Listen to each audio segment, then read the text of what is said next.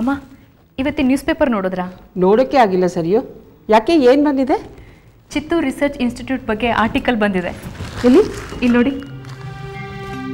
ಇದ್ರ ಉದ್ಘಾಟನೆಗೆ ರಾಷ್ಟ್ರಪತಿಗಳು ಬರ್ತಿದಾರಂತೆ. ದೊಡ್ಡ ದೊಡ್ಡ ಸೈಂಟಿಸ್ಟ್ ಎಲ್ಲ ಫಾರಿನಿಂದ ಬರ್ತಾ ಇದ್ದಾರಂತೆ. ದೊಡ್ಡ ದೊಡ್ಡ ಪ್ರಾಜೆಕ್ಟ್ ಎಲ್ಲ ಹ್ಯಾಂಡ್ಲ್ ಮಾಡ್ತಾರಂತೆ ಇವರು. ಅಮ್ಮ, ಸಾಮಾನ್ಯವಾಗಿ ಇಂಥ ರಿಸರ್ಚ್ಗಳಿಗೆಲ್ಲ ಇಷ್ಟೊಂದು ಪ್ರಚಾರ ಸಿಗಲ್ಲ. ಆದರೆ ಈ ರಿಸರ್ಚಿಗೆ ಮಾತ್ರ ತುಂಬ ಪ್ರಚಾರ ಕೊಡ್ತಾ ಇದ್ದಾರೆ. ನನಗೆ ಅದೇ ಅರ್ಥ ಆಗ್ತಾ ಇಲ್ಲ, ಇದರಲ್ಲಿ ಅಂಥ ವಿಶೇಷತೆ ಏನಿದೆ? ಸರಿಯೋ, ನನಗೆ ಈ ರಿಸರ್ಚು ಪ್ರಾಜೆಕ್ಟ್ ಬಗ್ಗೆ ಏನೂ ಗೊತ್ತಾಗಲ್ಲಮ್ಮ.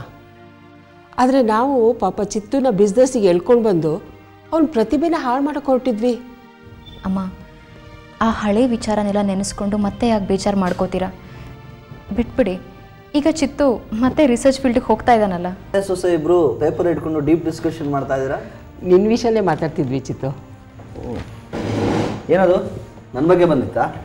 ನಿಮ್ಮ ಇನ್ಸ್ಟಿಟ್ಯೂಟ್ ಬಗ್ಗೆ ಪೇಪರ್ನಲ್ಲಿ ಆರ್ಟಿಕಲ್ ಬಂದಿದೆ, ಅದ್ರ ಬಗ್ಗೆ ಮಾತಾಡ್ತಿದ್ವಿ. ಹಾಂ ಹೌದು, ಮೊನ್ನೆ ಪ್ರೆಸ್ ಮೀಟ್ ಕರೆಸಿದ್ವಿ ಇನ್ಸ್ಟಿಟ್ಯೂಟ್ ಇನಾಗ್ರೇಷನ್ ಬಗ್ಗೆ. ಚಿತ್ತು, ಎಷ್ಟೊಂದು ಇನ್ಸ್ಟಿಟ್ಯೂಟ್ಗಳಲ್ಲಿ ರಿಸರ್ಚ್ ವರ್ಕ್ ನಡೀತಾ ಇರತ್ತೆ, ಆದರೆ ನಿಮ್ಮ ಇನ್ಸ್ಟಿಟ್ಯೂಟ್ಗೆ ಯಾಕೆ ಇಷ್ಟೊಂದು ಪ್ರಚಾರ ಕೊಡ್ತಾ ಇದ್ದಾರೆ ಮೀಡಿಯಾದವರು? ಮೊನ್ನೆ ಟಿ ವಿನಲ್ಲಿ ಇದ್ರ ಬಗ್ಗೆ ಸ್ಪೆಷಲ್ ರಿಪೋರ್ಟ್ ಕೂಡ ಬಂದಿತ್ತು. ಬೇರೆ ರಿಸರ್ಚ್ ಇನ್ಸ್ಟಿಟ್ಯೂಟ್ಗಳು ಕಮರ್ಷಿಯಲಿ ಓರಿಯೆಂಟೆಡ್ ರಿಸರ್ಚ್ಗಳನ್ನ ಮಾಡ್ತವೆ, ಆದರೆ ನಮ್ಮ ಇನ್ಸ್ಟಿಟ್ಯೂಟ್ ಹ್ಯಾಂಡಲ್ ಮಾಡೋ ಪ್ರಾಜೆಕ್ಟ್ಗಳಿಂದ ಸಮಾಜದ ಪರಿವರ್ತನೆ ಆಗಬೇಕು, ಜನರ ಜೀವನ ಮಟ್ಟ ಸುಧಾರಣೆ ಆಗಬೇಕು. ಅಂಥ ಪ್ರಾಜೆಕ್ಟ್ಗಳನ್ನೇ ನಾವು ಕೈಗೆತ್ಕೊಳ್ಳೋದು. ಎಲ್ಲ ರಿಸರ್ಚ್ಗಳು ಸಮಾಜಕ್ಕೆ ಜನರಿಗೆ ಉಪಯೋಗ ಆಗುವಂಥದ್ದೇ ಅಲ್ವಾ? ಹಾಗೇನಿಲ್ಲ. ಅದಕ್ಕೆ ಕೆಲವು ರಿಸರ್ಚ್ಗಳಿಂದ ಜನರಿಗೆ ಸಮಾಜಕ್ಕೆ ಅಂಥ ಏನು ಉಪಯೋಗ ಇರೋದಿಲ್ಲ. ಆ ರಿಸರ್ಚ್ಗಳು ಲಾಭ ಮತ್ತು ಕನ್ಸ್ಯೂಮರಿಸಮ್ನ ಪ್ರಮೋಟ್ ಮಾಡೋದಷ್ಟೇ ನೋಡ್ತವೆ. ಆದರೆ ನಮ್ಮ ಇನ್ಸ್ಟಿಟ್ಯೂಷನ್ ಕೇವಲ ಲಾಭ ಅಥವಾ ಕನ್ಸ್ಯೂಮರಿಸಮ್ನ ದೃಷ್ಟಿಯಿಂದ ಮಾತ್ರ ರಿಸರ್ಚ್ಗಳನ್ನು ಮಾಡೋದಿಲ್ಲ. ನಮ್ಮ ರಿಸರ್ಚ್ಗಳಿಂದ ಪರಿಸರ, ಜನರ ಆರೋಗ್ಯ, ಎಜುಕೇಷನ್, ಜೀವನ ಎಲ್ಲದಕ್ಕೂ ಪ್ರಯೋಜನ ಆಗುತ್ತೆ.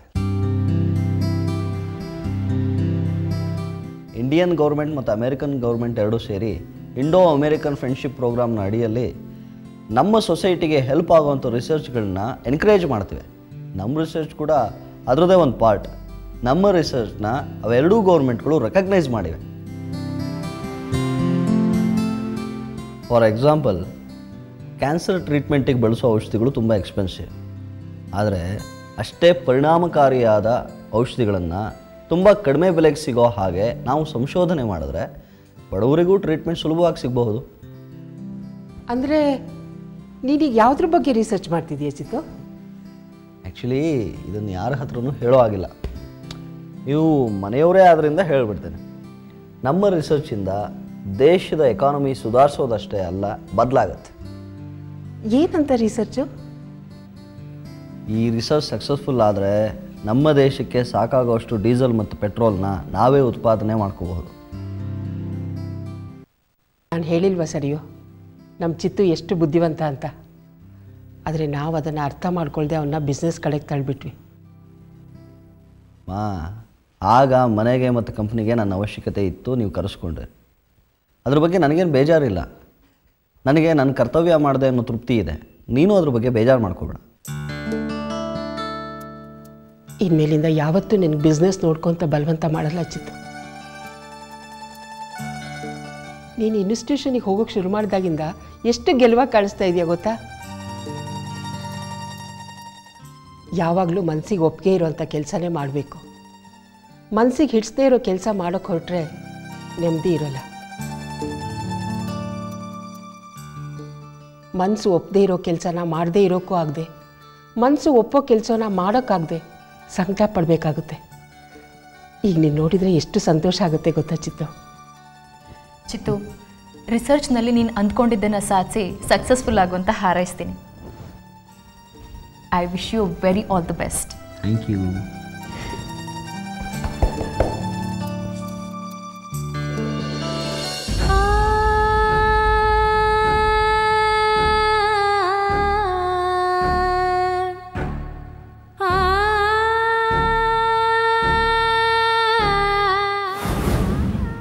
ಫೀಡಿಂಗ್ ಬಾಟಲ್, ಪೌಡರ್, ಇದೊಂದು ಪುಟಾಣಿ ಫ್ರಾಕ್, ಇದು ನಮ್ಮ ಪುಟ್ಟ ಪಾಪಂಗೆ ಪುಟಾಣಿ ದಿಂಬು.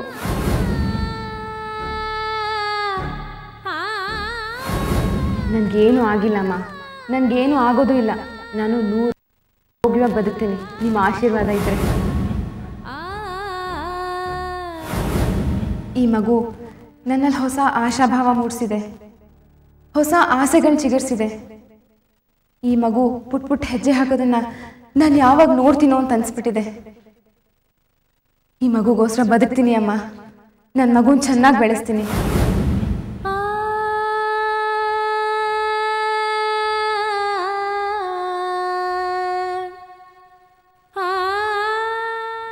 ಅಮ್ಮ, ಏನಾಯ್ತಮ್ಮ? ಏನಿಲ್ಲ, ಬಾ ಕೂತ್ಕೋ.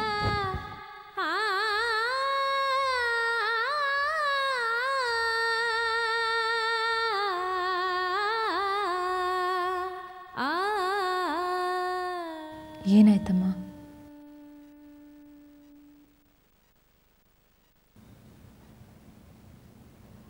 ನಂಗೆ ಗೊತ್ತು, ನಿಂಗೆ ಸಂಜನಾನ ಮರೆಯೋಕ್ಕಾಗ್ತಾ ಇಲ್ಲ ಅಲ್ವಾ?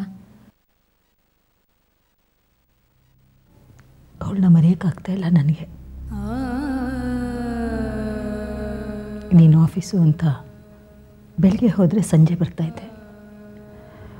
ನಾನು ಅವಳು ಇಬ್ಬರೇ ಮನೇಲಿ ಏನಾದರೂ ಮಾತಾಡ್ತಾ ಇರೋಳು. ಬೇರೆ ಯಾರಾದರೂ ಆಗಿದ್ದಿದ್ರೆ ರಾಜೀವನ ವಿಚಾರ ಗೊತ್ತಾದ ಮೇಲೆ ಇಂಥ ಮಗನ ಕೊಟ್ಟು ಮದುವೆ ಮಾಡಿದ್ರಿ ಅಂತ ಬೈದು ಹೋಗಿರೋಳು. ಆದರೆ ಸಂಜನಾ ಪರಿಸ್ಥಿತಿನ ಅರ್ಥ ಮಾಡಿಕೊಂಡು ನಮ್ಮನ್ನು ಅವಳ ಮನೆಗೆ ಕರ್ಕೊಂಬಂದ್ಲು. ಎಷ್ಟು ಪ್ರೀತಿಯಿಂದ ನೋಡಿಕೊಂಡು ನಮ್ಮನ್ನ. ರಾಜೀವ ಸಂಜನಾ ಇಬ್ಬರು ವಿರುದ್ಧ ದಿಕ್ಕುಗಳು. ರಾಜೀವ ಸ್ವಾರ್ಥದ ಮೋಸದ ಪರಮಾವಧಿ ಆದರೆ ಸಂಜನಾ ನಿಸ್ವಾರ್ಥದ ಸ್ವಚ್ಛ ಮನಸ್ಸಿನ ಪರಮಾವಧಿ.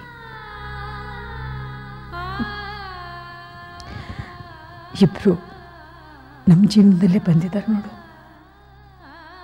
ನಿಜ ಅಮ್ಮ, ಅಂಥ ಒಳ್ಳೆ ಮನಸ್ಸು ನಮ್ಮೇಲೆ ಅಷ್ಟು ಪ್ರೀತಿ ಇದ್ದಿದ್ದಕ್ಕೆ ಈ ಮನೆನ ನಮ್ಮ ಹೆಸರಿಗೆ, ನಮ್ಮ ನಂತರ ಮಗು ಹೆಸರಿಗೆ ಅಂತ ಬರ್ತಿತ್ತು.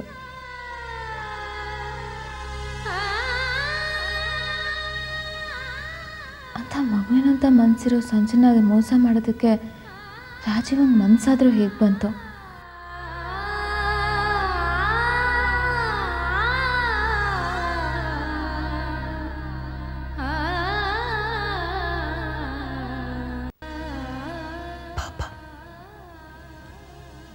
ಸಹಾಯಕ್ಕೋಸ್ಕರನೇ ಜೀವನದ ಬಗ್ಗೆ ಅಷ್ಟೊಂದು ಉತ್ಸಾಹ ಬಂದಿತ್ತೇನೋ.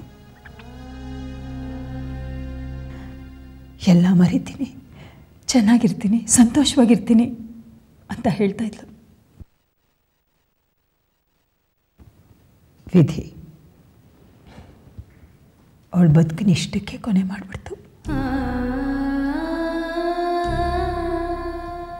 ಏನೆಲ್ಲ ಕನಸುಗಳು. ಅವಳ ಜೊತೆ ನಾನು ಹೊಸ ಬದುಕಿನ ಉತ್ಸಾಹದಲ್ಲಿದ್ದೆ. ಮಗು ಬಂದಮೇಲೆ ಅದರ ಜೊತೆ ಆಡ್ತಾ, ಅದರ ಬೆಳವಣಿಗೆ ನೋಡ್ತಾ ಹಳೆಯದನ್ನೆಲ್ಲ ಮರೆತು ಹೊಸ ರೀತಿ ಬದುಕಬೇಕು ಅಂತಿದ್ದೆ. ಆದರೆ ಏನೆಲ್ಲ ಆಗೋಯ್ತು ನೋಡು. ಮಗುನೂ ಇಲ್ಲ, ಸಂಜನಾನೂ ಇಲ್ಲ. ಮತ್ತೆ ಎಲ್ಲ ಖಾಲಿ.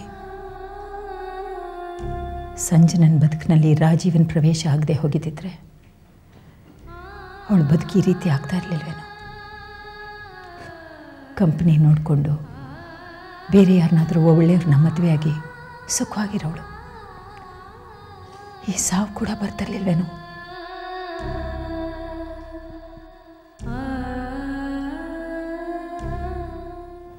ಹೌದಮ್ಮ, ಆಗ ಸಮಯ ಸಂದರ್ಭ ಆಗಿತ್ತು. ಸ್ವರೂಪ ಹೇಳಿದ್ರಂತೆ ಸಂಜನಾಗೆ ರಾಜೀವ ಅವ್ರನ್ನ ಮದುವೆ ಆಗ್ತಾ ಇರೋದು ದುರುದ್ದೇಶದಿಂದ ಅಂತ. ಆದರೆ ಸಂಜನಾಗೆ ಆಗ ಅದು ಸತ್ಯ ಅಂತ ಅನಿಸಿರಲಿಲ್ಲ. ಆಗ ರಾಜೀವನ್ ಬಗ್ಗೆ ನನಗೆ ಸ್ಪಷ್ಟವಾಗಿ ಏನೂ ಗೊತ್ತಿಲ್ಲದೆ ಇದ್ದರೂ ಅನುಮಾನ ಅಂತೂ ಇತ್ತು. ಇದೇ ಊರಲ್ಲಿದ್ದಿದ್ರೆ ಸಂಜನಾಗ ಹೇಳ್ತಾ ಇದ್ನೋ ಏನೋ. ಅದೇ ನಾವಾಗ ಬಾಂಬೆಲಿದ್ವಲ್ಲ, ಮದುವೆ ಆಗೋಯ್ತು. ಅಷ್ಟೆಲ್ಲ ಆದಮೇಲೂ ರಾಜೀವನ್ ಭೇಟಿಯಾಗುವಂಥ ಜೈಲ್ ಕಳಿಸ್ದೆ.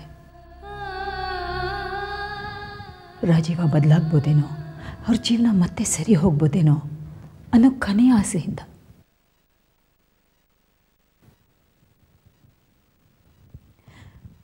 ಆದರೆ ರಾಜೀವ ಬದಲಾಗಲೇ ಇಲ್ಲ. ಸಂಜನಾ ಬಯಸ್ದ ಹಾಗೆ ರಾಜೀವ ಬದಲಾಗಿದ್ದಿದ್ರೆ, ಅವ್ನು ತಪ್ಪುಗಳನ್ನ ಒಪ್ಕೊಂಡಿದ್ದಿದ್ರೆ ಅವಳ ಮನಸ್ಸಿಗೆ ಎಷ್ಟೋ ಸಮಾಧಾನ ಸಿಕ್ಕಿರೋದು. ಪಾಪ, ಅವಳ ಮನಸ್ಸಿನಲ್ಲಿ ಎಷ್ಟೊಂದು ಕೊರಗಿಟ್ಕೊಂಡು ಸಾವಿನ ಅಂಚನ್ನ ತಲುಪಿಬಿಟ್ಲು. ಅಮ್ಮ, ನಿನ್ನ ಆರೋಗ್ಯ ಸರಿ ಇಲ್ಲ, ಹೀಗೆ 3 ಹೊತ್ತು ಅಳ್ತಾ ಇರಬೇಡ. ರಾಜೀವಂತ ಮಗನ ಹೆತ್ತ ಮೇಲೆ ಕಣ್ಣೀರು ಬಿಟ್ಟು ನೀನಿರುತ್ತೆ ನನ್ನ ಪಾಲ್ಗೆ.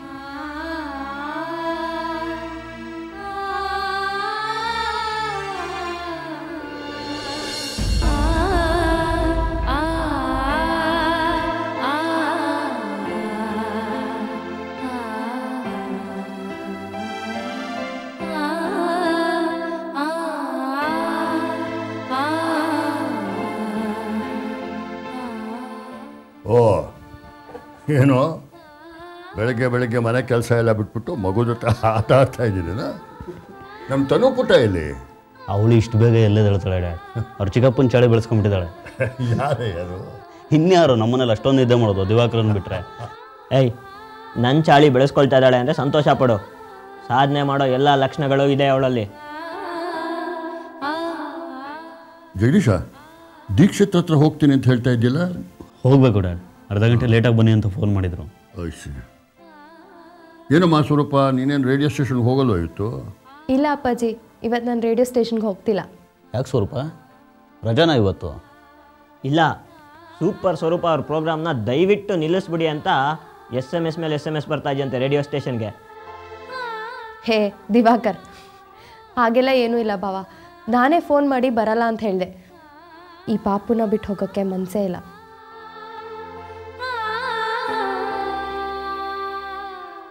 ಸರಿ ಹೋಯ್ತು. ಈ ನಡುವೆ ಸ್ವರೂಪ ಪಾಪು ಕಣ್ಣು ನೋಡು, ಬಾಯಿ ನೋಡು, ಮೂಗು ನೋಡು ಅಂತಲೇ ಮಾತಾಡ್ತಿರ್ತಾಳೆ. ಅದು ಬಿಟ್ಟು ಬೇರೆ ಮಾತೇ ಇಲ್ಲ. ಅವಳು ರೇಡಿಯೋ ಪ್ರೋಗ್ರಾಮ್ಗಳಲ್ಲೂ ಮಗು ವಿಚಾರ ಇರೋ ಟಾಪಿಕ್ಗಳನ್ನ ಕೊಡ್ತಿದ್ದಾಳಂತೆ SMS-ಗೆ. ಬಿಡ್ರೋ ಪಾಪ, ಏನೋ ಅವಳು ಖುಷಿ. ಯಾಕೆ ಎಲ್ಲರೂ ಸುಮ್ಮನೆ ರೇಗಿಸ್ತಿದ್ದೀರ ಅವಳ? ಏನೋ ಗೊತ್ತಿಲ್ಲಮ್ಮ, ಯಾವಾಗಲೂ ಈ ಪಾಪು ಜೊತೆಗೆ ಇರಬೇಕು ಅನಿಸುತ್ತೆ.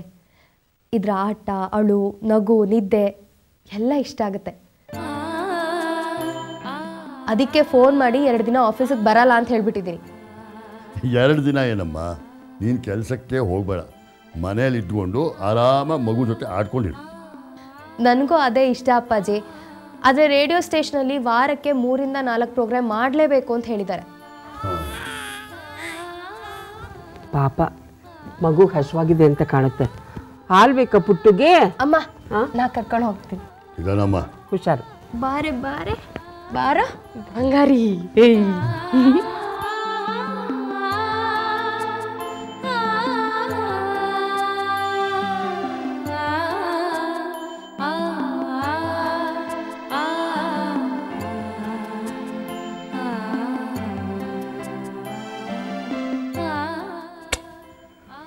ನಮ್ಮ ಸ್ವರೂಪಂಗೆ ಮಕ್ಕಳು ಅಂದರೆ ಎಷ್ಟು ಪ್ರೀತಿ ನೋಡು. ತುಂಬ ಹಚ್ಕೊಂಡ್ಬಿಟ್ಟಿದ್ದಾಳೆ ಸಂಜನನ ಮಗುನ, ಸರಿಯೋ ಮಗುನ. ಆದರೆ ಏನು ಮಾಡೋದು, ಅವಳಿಗೆ ಮಗು ಆಗೋದೇ ಸಮಸ್ಯೆ ಆಗಿಬಿಟ್ಟಿದೆ. ಏನು ಹೇಳಿದ್ರು ಡಾಕ್ಟ್ರು? ಇನ್ನೂ ಗೊತ್ತಿಲ್ಲ. ನೆಕ್ಸ್ಟ್ ವೀಕು ಇನ್ನೊಂದು ಟೆಸ್ಟ್ ಮಾಡಬೇಕಂತೆ, ಆಮೇಲೆ ಗೊತ್ತಾಗೋದು ಅಂತ ಹೇಳಿದರು. ಸ್ವರೂಪಂಗೆ ಗೊತ್ತೇನೆ ಈ ವಿಷಯ? ಗೊತ್ತಿರ್ಬೋದು ಅಥವಾ ಗೊತ್ತಿಲ್ಲದೇನೂ ಇರ್ಬೋದು. ನನಗೆ ಅವಳ ಹತ್ರ ಈ ವಿಷಯ ಮಾತಾಡೋಕ್ಕೆ ತುಂಬ ಸಂಕಟ ಆಗುತ್ತೆ ರೀ. ಮಕ್ಕಳ ಜೊತೆ ಸಂತೋಷವಾಗಿ ಆಡ್ಕೊಂಡಿದ್ದಾಳೆ. ಅದನ್ನು ನೋಡ್ಕೊಂಡು ನಾನು ಸುಮ್ಮನಾಗ್ಬಿಟ್ಟಿದ್ದೀನಿ.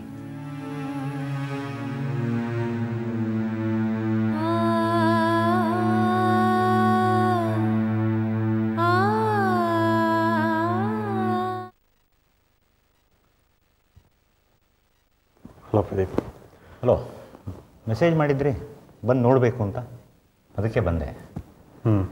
ಏನು ವಿಷಯ? ನನ್ನ ತಂಗಿ ರಮ್ಯಾ ಬಂದಿದ್ಲು. ಓ, ನೀವು ನೋಡಿ ಮಾತಾಡ್ಕೊಂಡು ಹೋಗೋಣ ಅಂತಲ್ಲ? ಇಲ್ಲ, ಜಗಳ ಮಾಡೋಕ್ಕೆ. ಜಗಳನ?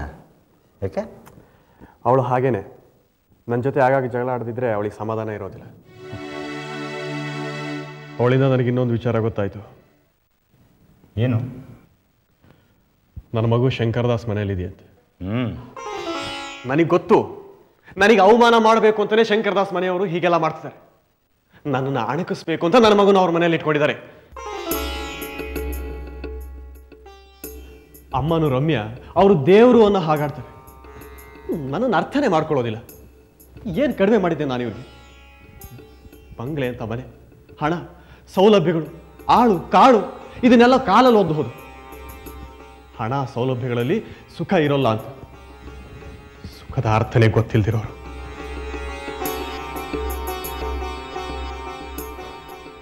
ಎಲ್ಲರೂ ಸರಿಯಾಗೇ ಇದ್ರು. ಅಮ್ಮ, ರಮ್ಯಾ, ಸಂಜನಾ ಇವ್ರಿಗೆಲ್ರಿಗೂ ತಲೆ ಕೆಡಿಸಿ ನಾನೊಬ್ಬ ಕೊಲೆಗಾರ, ಮೋಸಗಾರ ಅನ್ನೋ ಹಾಗೆ ಬಿಂಬಿಸಿದ್ದು ಶಂಕರದಾಸ್ ಮನೆಯವರೇ. ಈಗ ನನ್ನ ಮಗು ಅವ್ರ ಮನೆಯಲ್ಲಿದೆ. ಅವ್ರ ಮನೆಯಲ್ಲಿ ಬೆಳೆಯೋ ನನ್ನ ಮಗು ನನ್ನನ್ನು ಪ್ರೀತಿಸುತ್ತಾ?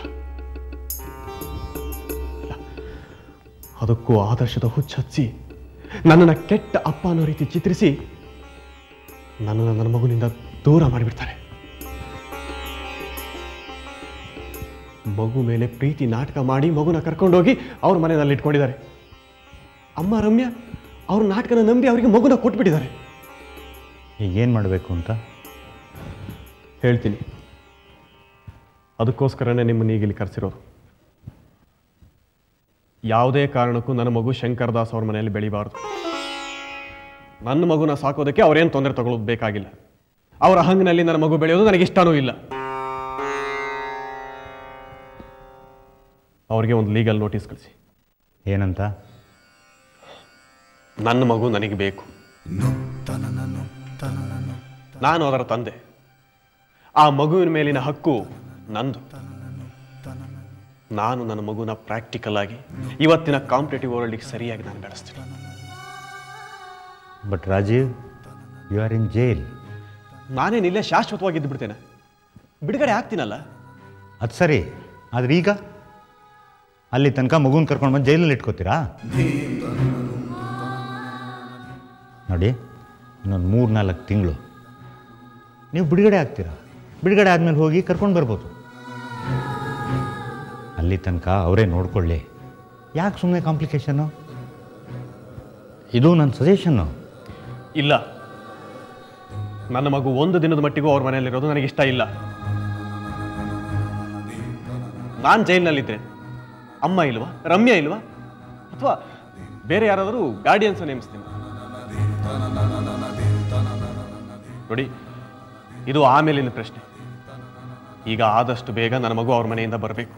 ಆ ಮಗು ಎಲ್ಲಿ ಬೆಳಿಬೇಕು, ಹೇಗೆ ಬೆಳಿಬೇಕು ಅಂತ ನಿರ್ಧಾರ ಮಾಡೋ ಹಕ್ಕು ನಂದು. ನೋಟಿಸ್ ಕಳಿಸಿ.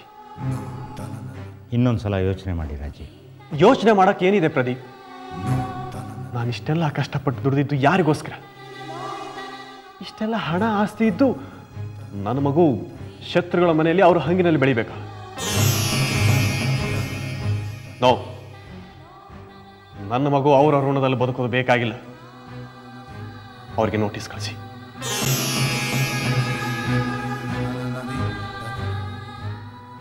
ಸರಿ, ನಿಮ್ಮಿಷ್ಟ. ಬರ್ತೀನಿ.